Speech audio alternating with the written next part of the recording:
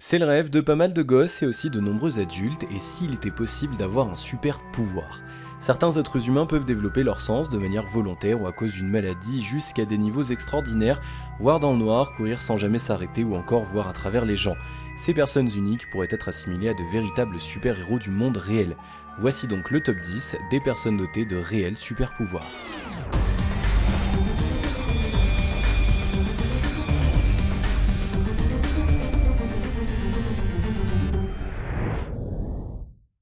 Numéro 10, on estime qu'en moyenne une personne peut parler seulement 1,69 langues. Cependant, Harold Williams pouvait parler 58 langues différentes. Harold était un enfant normal jusqu'à l'âge de 7 ans quand il a dit avoir ressenti comme une explosion dans son cerveau. Après cela, il a appris le latin qui est la racine de nombreuses langues et il a accumulé diverses langues rapidement. Il a passé sa vie ensuite à parcourir le monde allant de région en région pour apprendre toutes les langues qu'il pouvait apprendre. Numéro 9. En octobre 1972, l'université de Stuttgart en Allemagne de l'Ouest a déclaré que leur élève Veronica Seider, née en 1951, possédait une acuité visuelle 20 fois supérieure à la moyenne. Elle pouvait identifier les personnes à une distance de plus de 1,6 km.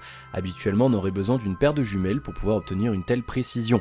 Elle a participé à plusieurs festivals pour le prouver. Veronica a également affirmé qu'elle pouvait voir les points rouges, verts et bleus qui composent l'image sur un téléviseur couleur, qui ne peuvent être visibles normalement qu'avec un appareil optique, une loupe, un microscope ou un télescope. Malgré cette capacité extraordinaire qu'elle possède, Veronica Seider a poursuivi son rêve professionnel d'être une dentiste en Allemagne de l'Ouest. Elle voulait vivre comme un être humain normal avec son choix de profession et son mode de vie. En raison de cela, elle a essayé de garder l'anonymat. Numéro 8, Ben Underwood n'avait que 3 ans lorsqu'il s'est fait retirer les yeux à cause d'un cancer de la rétine. Depuis cette opération, il a dû réapprendre à percevoir le monde qui l'entoure, il a donc eu recours à une technique bien particulière, l'écolocalisation. L'écolocalisation est en fait un système de repérage utilisé par certains animaux comme les chauves-souris ou les dauphins. Chez les chauves-souris, ce système remplace leur vision qui est très faible ou inexistante. Le système est simple, l'animal envoie des ondes via un claquement de langue ou un autre bruit. Ces ondes lui sont envoyées lorsqu'elle se heurte à un obstacle, puis sont enregistrées et visualisées par le cerveau de l'animal, lui fournissant ainsi une image en 3 dimensions de son environnement. L'écolocalisation utilisée par Ben Underwood est quasi similaire à l'écolocalisation animale. Il émet des sons en tapant avec sa canne ou en produisant des clics avec sa bouche et écoute leur écho pour localiser les obstacles. Ce jeune surdoué maîtrisait tellement cette technique qu'il pouvait faire du vélo, du rouleur et même jouer au basket. Malheureusement, Ben Underwood décède en janvier 2009 à l'âge de 16 ans du même cancer qui l'avait rendu aveugle lorsqu'il avait 3 ans. Numéro 7, Stephen a été diagnostiqué autiste à l'âge de 3 ans. L'autisme empêche plus ou moins la communication entre les différentes parties du cerveau. Concrètement, certaines tâches de la vie courante peuvent s'avérer difficiles, voire irréalisables, alors que d'autres semblent innées pour le malade. Dans le cas de Stephen, il s'agit d'une mémorisation très précise et très rapide des paysages qu'il observe. Il s'est fait connaître sur la toile via un dessin de la ville de New York réalisé de mémoire après un survol de 20 minutes en hélicoptère. L'exactitude de son œuvre, autant au niveau du nombre de bâtiments que des proportions, confirme que Stephen a une mémoire visuelle parfaite, jumelée à un surprenant talent artistique. Numéro 6, Dean Karnazes est né le 23 août 1962 à Inglewood. Cet homme a le don de pouvoir courir sans jamais s'arrêter. Comme succès, il a par exemple parcouru la modique distance de 563 km sans arrêt pour une durée d'environ 80 heures de course.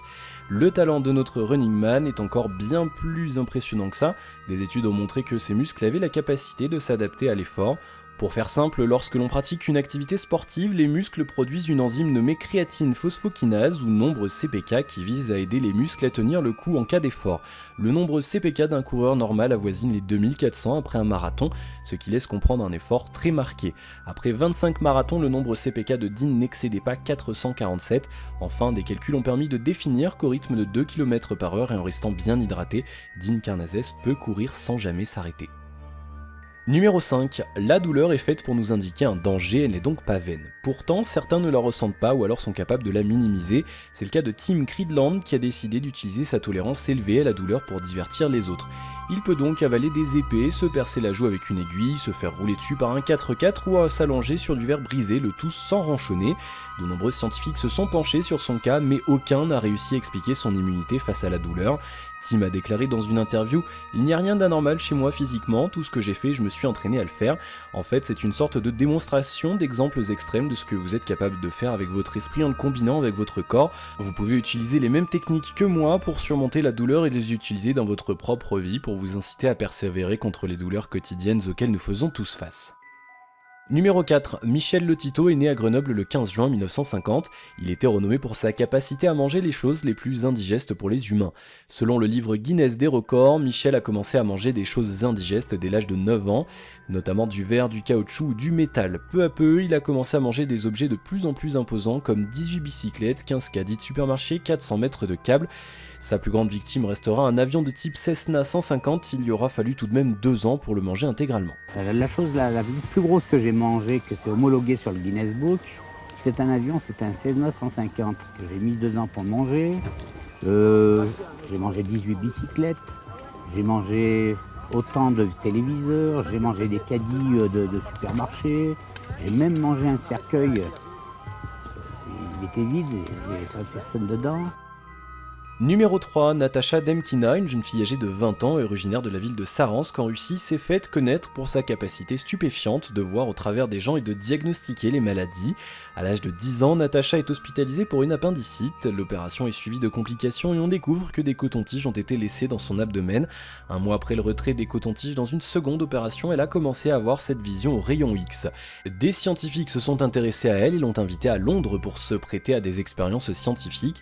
Les chercheurs britanniques ont reconnu à l'unanimité le don remarquable de Natacha, bien que les scientifiques américains ont hésité à en venir à une telle conclusion. Ils n'ont pas apprécié le fait que la fille ait diagnostiqué avec succès seulement 4 patients sur 7. Cependant, Natacha a déclaré pour l'expérience avec les Américains: « Cela me prend trop de temps d'expliquer et de détailler tout ce que je vois. Parfois je peux voir les maladies à un stade précoce quand ni les patients ni les docteurs n'ont la moindre idée de leur présence. C'est pourquoi nous avons eu des problèmes avec les scientifiques américains. » Durant l'épreuve au Japon, Natacha a pu voir que l'un des patients avait un genou prothétique, un autre patient avait des organes internes placés asymétriquement. Natacha a facilement diagnostiqué les premiers stades de la grossesse et a même vu une pathologie dans le fœtus d'une femme. Quand on lui présenta un patient souffrant de multiples maux, Demkina les identifia tous, y compris les détails qui échappaient aux échographies. Elle n'était pas d'accord avec les médecins qui avaient diagnostiqué un cancer chez une autre femme, on lui donna raison.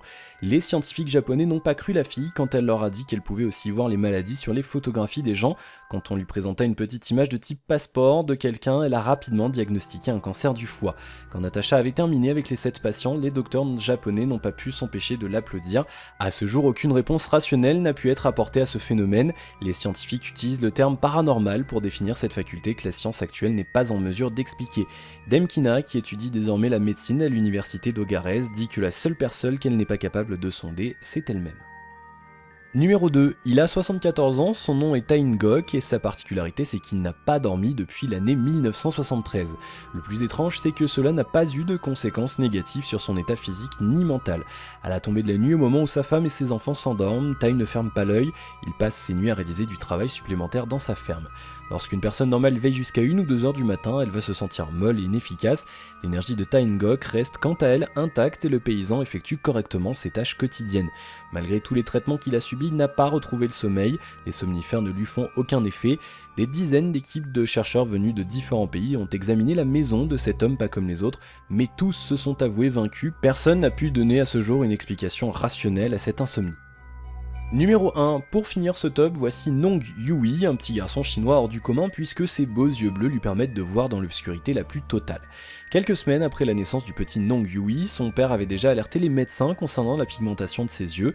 En effet, le garçonnet a des yeux bleus, chose extrêmement rare dans un pays où la quasi-totalité de la population possède des iris marrons. Néanmoins, les docteurs ont rassuré le père en lui disant que ce n'était pas grave et que cette coloration disparaîtra au fur et à mesure que l'enfant grandirait. Toutefois, en grandissant, le petit garçon se plaignait régulièrement de maux de tête et les adultes ont très vite remarqué qu'il plissait souvent les yeux au soleil. Son père est donc retourné voir les spécialistes. Les ophtalmologues ont alors diagnostiqué une leucodermie visuelle, une maladie qui touche la pigmentation des yeux et qui rend la pupille extrêmement sensible à la lumière. Cette diminution de pigmentation de l'iris confère un bleu magnifique aux yeux du jeune garçon, mais surtout, chose très étonnante, lui permet de voir dans l'obscurité. En fait, sa cornée reflète totalement la lumière et ses yeux brillent dans le noir, exactement comme ceux des chats. Depuis cette découverte en 2009, l'histoire de Nong Yui n'a cessé de prendre de l'ampleur en Chine et ailleurs, et le petit garçon surnommé l'enfant chat est aujourd'hui devenu une véritable star dans son village de Dawa dans le sud du pays. Voilà, c'est déjà la fin de cette vidéo. Si ça vous a plu, n'hésitez surtout pas à vous abonner et à liker. On se retrouve très vite dans un prochain top 10. À la prochaine.